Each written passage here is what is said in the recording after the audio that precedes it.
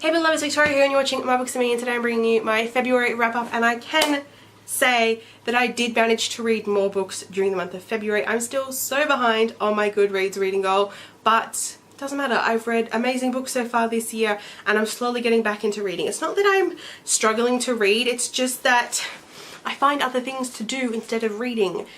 And yeah, anyway.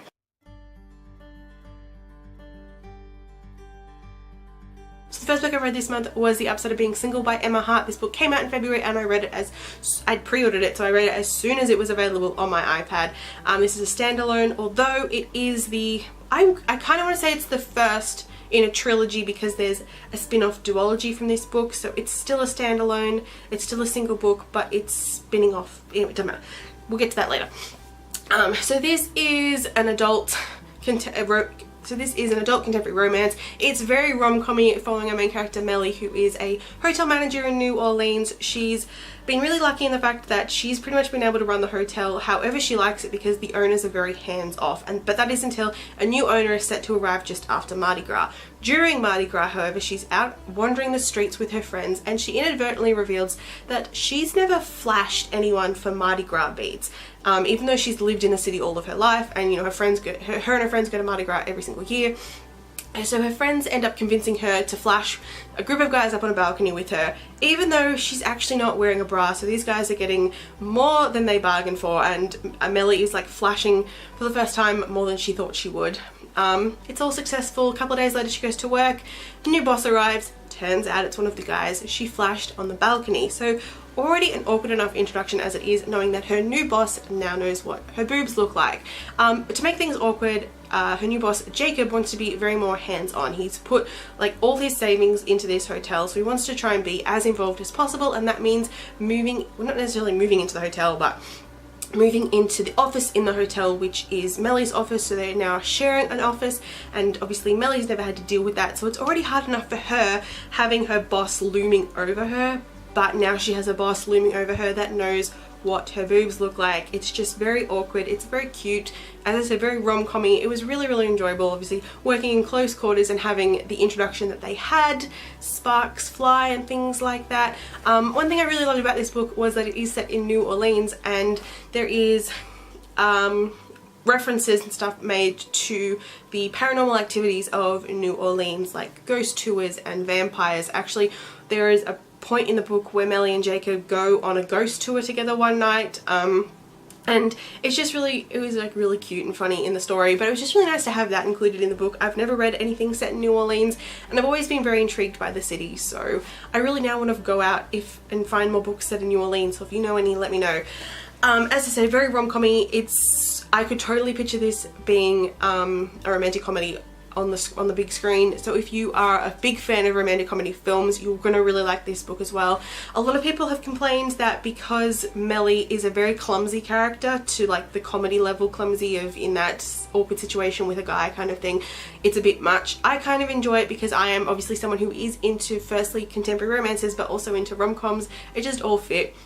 It was a really fun story. The only downside to this I found was that the epilogue of the book kind of felt really out of place. I love epilogues in contemporaries, and this one felt out of place because we are introduced to Melly's friend's Peyton's story, and we launch into what her book's going to be in this spin-off duology. Her book's going to be the Hookup Experiment, the first book in the Experiment duology, and we didn't really get a conclusion to Melly and Jacob's story, which I was really bummed about. Don't get me wrong, the bit we got for Peyton's story I'm really excited about, but I felt like Melly and Connor's story was kind of just left not as wrapped up as I would have liked to have been, and not as wrapped up as I'm kind of used to with other contemporaries. But I'm excited for the spin-off duology, I should say. It was a really fun romance. I gave it 4 out of 5 stars. Another new release I read this month was Straight Up Irish by Megan Vernon. This is the first book in the Murphy brothers, what I'm assuming is trilogy, because there is 3 brothers, so I'm assuming they all get their own book. This one is following Connor Murphy, who is the middle brother. The Murphys set to inherit 1/3 share each in their father's whiskey distillery and pub franchise, because he's just recently passed away, and it's a massive international company that's they're basically rich from brewing whiskey. They're all set to inherit they're all set to inherit a third of the company until they find out that their father put a clause in his will saying they can only inherit if they marry and are married for at least 6 months or within a year of him dying. I'm pretty sure it was that they had to get married within a year of him dying and then 6 months later. Anyway, they wouldn't inherit their shares of the company. It would go back to the board would be able to buy it, and it really wouldn't be their company anymore. So all 3 brothers are shocked because they didn't think their father would do this, and none of them have thought of marriage, and none of them are even close to having a girlfriend, let alone a marriage. During this return trip to Dublin, because our main character Connor has been over in Boston running the American side of things, during his time in Dublin now, he finally meets his older brother Jack's assistant Fallon. They've had countless email and phone exchanges over the past 6 months, but this is the first time they're really meeting face to face. And in that moment, Connor gets an idea. Why don't they get fake married in order for him to be able to secure the company, and that way at the end of the 6 months of marriage they can get a divorce and Fallon can get a huge divorce settlement payout that will help her cover her student loans and help her return back to America, because she's American, and to help support her grandmother who is in a nursing home, and she's essentially living off nothing because she has to pay her student loans and pay for her grandmother's care. And you know, it's like a win-win for everyone. Connor gets the company, Fallon is able to support herself and her grandmother.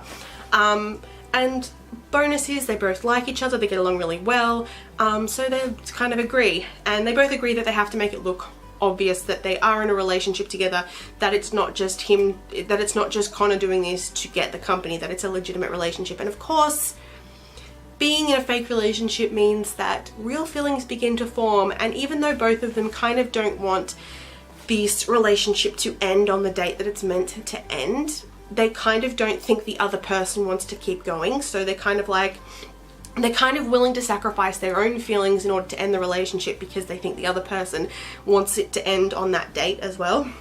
But yeah, it's your typical and cliched like marriage of convenience story where you know they're going to get together at the end. But this was such a really fun story. There was definitely some twists and turns in this that I did not see coming. I really liked both characters are really good. We get to read from both of their perspectives. I particularly enjoyed reading from Connor's perspective. Connor just had a really great dynamic with his brothers, and then with Fallon, he's just like a really fun guy. I don't know, he's just a really fun character to read from and getting inside his head and things like that. And it was just a really fun contemporary, really cute, set in Ireland. And yeah, I gave this again also 4 out of 5 stars, and I cannot wait to see who we are following in book 2. I feel like we might be following the young brother simply because his story is more established in this first book, but I'm really excited to see where this series goes and what Megan has written for the other 2 characters, because obviously you can't have a marriage convenience for both of the other brothers, so I'm interested to see what she does with their stories, and also to see Connor and Fallon's stories continue on. Finally, the last book I read this month, I say this month, I actually read it on the 1st of March, but I'm including it because why not? And that is The Battle of Thermopylae, 300 Spartans and the Forgotten Citizen Soldiers Who Fought With Them, by In60 Learning. I was kindly sent this book for review by In60 Learning. They reached out to me, and I'm so glad they did, because just in general, the publishing company sounds really interesting, and the books that they currently have in their collection look amazing. So firstly, I'll just talk about In60 Learning. They're a new publisher that started this year, and the aim of it is to be able to give readers a chance to read concise and well-researched non-fiction without making the commitment of like a 400+ page book. And the idea is you're able to read or listen in 60 minutes, or roughly 60 minutes, depending obviously your reading speeds and things like that. So they currently have 20 titles in their collection of histories and biographies. They are introducing science and technology, and I think there's also going to be some politics coming at some point. But firstly, I'm going to link to In60 Learning. Go check it out and sign up to the mailing list, because there's some really great titles. So obviously the idea is to be able to consume a non-fiction in 60 minutes. So the Battle of Thermopylae, this is obviously about the Battle of Thermopylae and the 300 Spartans that stood up against the Persian invasion of Greece. And not just the 300 Spartans, it's obviously very...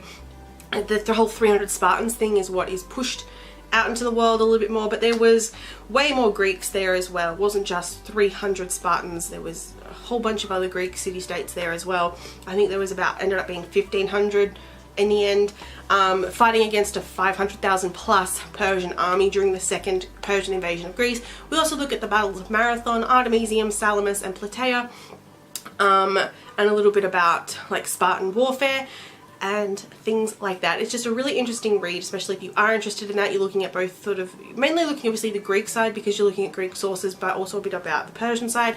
I actually studied this back in high school, spent a whole term studying Sparta during the period of the second Persian invasion of Greece, and not only looking at the warfare stuff but also looking at Spartan life and things like that. So I already knew quite a lot about what was in this book. So for me personally, it was very much reaffirming things that I remembered from 5 years ago, reminding me of things that I had forgotten from 5 years ago. Plus there was definitely some new facts in there that I didn't actually learn back then. So it was really interesting.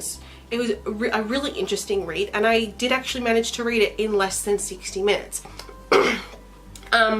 For me personally, this was very much, for me personally, I'm someone who would read one of these books or listen to them because they are audiobooks as well. And then if I am still very interested in it, I'd probably then go on and read more. For me, it'd be more like of an introduction to a certain topic or person or something like that, and then I'd go on and read more.